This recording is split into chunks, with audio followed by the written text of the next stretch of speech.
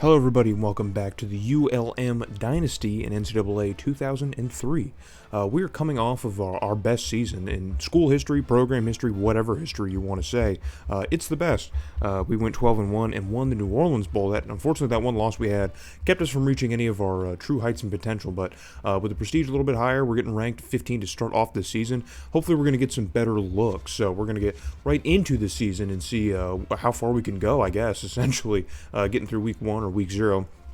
And starting things off in El Paso against UTEP, a pretty grueling road trip to start our season, but it does start off with a win over UTEP, and then we managed to upset LSU, big Power 5 LSU, and then we pick up another Power 5 win against the South Carolina Gamecocks in Columbia. So we come out of our road trip undefeated and then come home and welcome the Knights of UCF, and we beat UCF. It was a close game, a shootout, but we do win it, and then we pick up another win at home against Arkansas State with Tempe coming, and we blow out Temple as well. So we're off to a hot 6-0 start as we open up our conference play or get further into conference play against Middle Tennessee State. Another close game, but we do manage to win it before we absolutely blow out New Mexico State on the road, who only has one win this year. We pick up another very close win against Utah State. Now, these are the games I select because I figured they'd be easy, but essentially for the Sun Belt, the conference, and the season against North Texas here, and we do pick up another 3-point victory over North Texas. So close final scores all around this season, but we are still 10-0 and 4-0 in the conference. We essentially just clinched the Sun Belt with that win, probably, as we pick up another victory against our rival UL Lafayette. And now, I mean, we're just seeing how high we can go as only the Vandals stand in our way, and they, of course, roll over for us. Very similar score to our game against the Lafayette, but we do manage to go undefeated, and we win yet another Sun Belt Conference title. I think that's our third or fourth. Yeah, that's our third. So we've been second or better every year outside of the first year where we were third.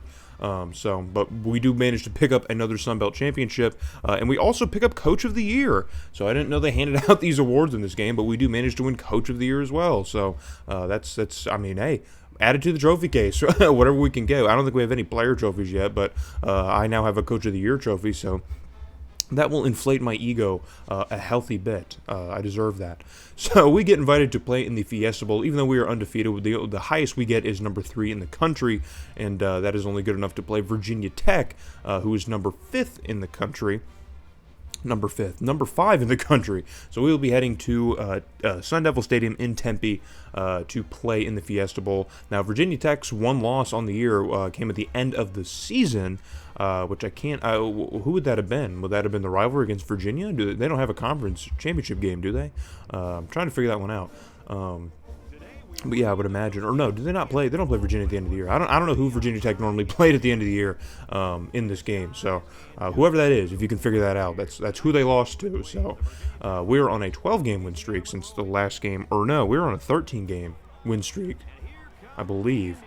I don't know how long our win streak. I mean, it said it just on the screen, but I don't know if it counts. I think in your coaching profile, it'll count year to year, like collective, because I think the last game we've lost is probably against North Texas last year, I think, unless we lost to someone else random. I've already forgotten, but this year our win streak is, of course, 12 since we are undefeated. So Calvin Wilder is their running back, bro, and I just want to point him out because he looks cool, man. Over 2,000 yards rushing, and it's nice when the sim actually creates unique-looking players.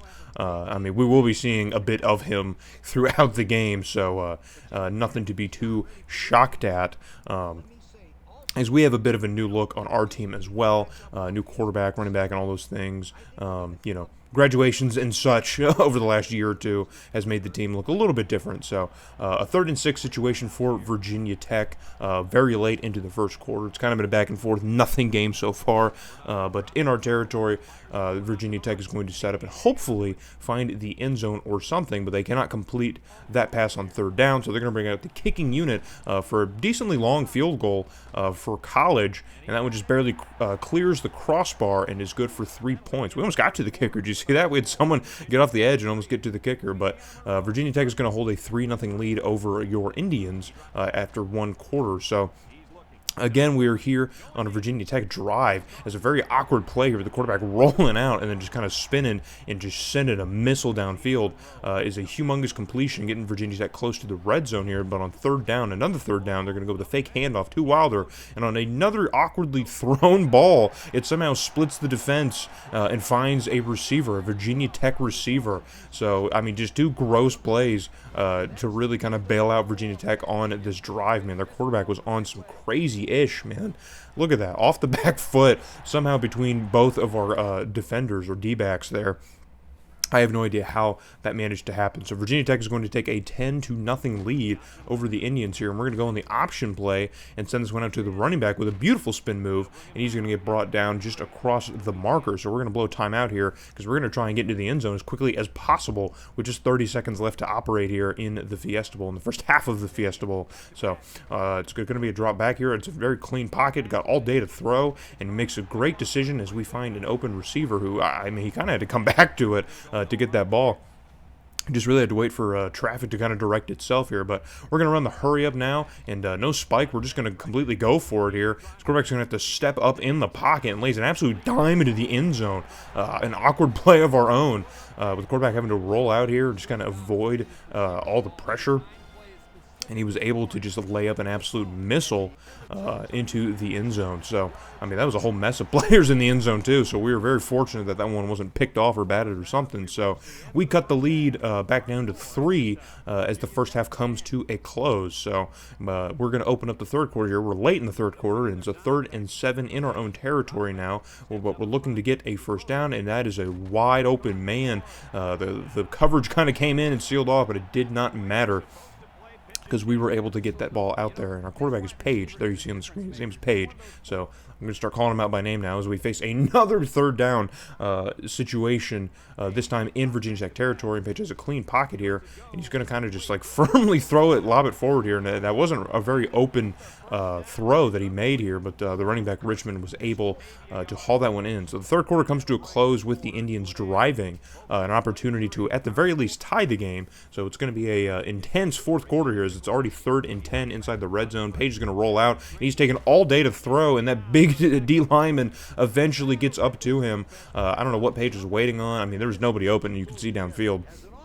But he just waited way too long. He should have just took off and tried to get into the end zone. So on 4th and 16, we're going to have to bring out our kick unit, and that one is good. So we managed to tie the game here late in the Fiesta Bowl. But Virginia Tech has all the time in the world. They basically control the game right now. And that was not Wilder who they handed it off to. It might have been the fullback or just backup running back. But yeah, so 2nd and short for the Hokies here, and we are going to jump offside. Looky there. We're getting thrown off by the motion, man. I don't even think it was a hard count. It was just, hey, send the man in motion, and that was enough to throw us off. So throw the yellow hanky on the field, and Virginia Tech's going to get a free first down out of this. So it's a fresh set of downs for the Hokies. They're going to send another man in motion. Fortunately, we don't jump offside this time, but we are loading the box here, and the pressure does get to the quarterback, but he manages to get rid of the ball beforehand. It's not going to be a first down. But Virginia Tech is going to run the hurry up here and try and keep the momentum building. But as they do have plenty of time to operate here and really do what they want, as a diving catch is going to save that drive and get another first down for the Hokies. And now they are continuing to move ever so slowly, just by chunk play after chunk play, just short little gains of chunk yardage. And by small, I mean like 5 yards. So Virginia Tech running the hurry up here and just to burn as much time as humanly possible. But it doesn't really matter when you can complete passes like that and essentially flip the field damn near. Nakfor? Is that his name? Oh, no, that's the receiver who caught that. Nakfor. What a name, dude. I don't see a lot of creative names in this game, but Virginia Tech really has all the creativity, as I believe that was Nakfor again who catches an absolute dime of a pass. I mean, just look at this, man. Just a spiral, a beautiful spiral into the back of the end zone. There was a few of our defenders there and a couple of Hokie receivers, but Hokie is the one who comes down with it. So Virginia Tech takes a 17-10 lead, and now with 2.5 minutes, we are in prime position now to basically eat away at the rest of the game, but not if Page keeps sailing balls 20 yards out of bounds. So we were going to have to punt it back to Virginia Tech, and now we're going to have to be playing the timeout game, but then things like this where the defense is just going to break down, breaking tackles is what Virginia Tech is going to do. Hoofnagel is their quarterback's name. Hoofnagel is his name. Number 9, who's doing all the crafty stuff. Hoofnagel. So don't forget it, because I did. And another offsides play, man. What an absolute undoing of our team this season, bro. This is absolutely pathetic. This performance that we were putting on in the Fiesta Bowl. We were choking on the main stage. We did the same thing in the Tangerine Bowl with Clemson. I don't know what it is. It's embarrassing. It's really embarrassing. So a handoff to Wilder gets them ever so closer to the elusive first down marker, but they are short, so we really need to hold them here if we even want a chance of being in this game. And there is a broken tackle, and there is a first down.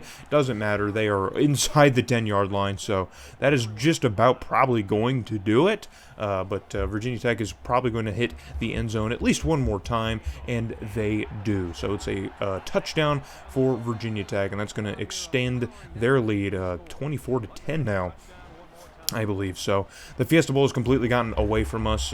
We at least scored more points than we did in the Tangerine Bowl. But yeah, that's going to do it for us as Virginia Tech puts an accent score on the end of this game here. They get back into the win column and finish the season 12-1 and win the 2009 Fiesta Bowl. You hate to see it, man. You really hate to see it. So that is going to do it for our Fiesta Bowl, man. We were cooked. We were absolutely cooked. I guess we cannot really handle the main stage, the big ones. So in the next video, we're going to cover this season, look over all the stats and numbers as we do. So I hope to see you all there as we get into the next one.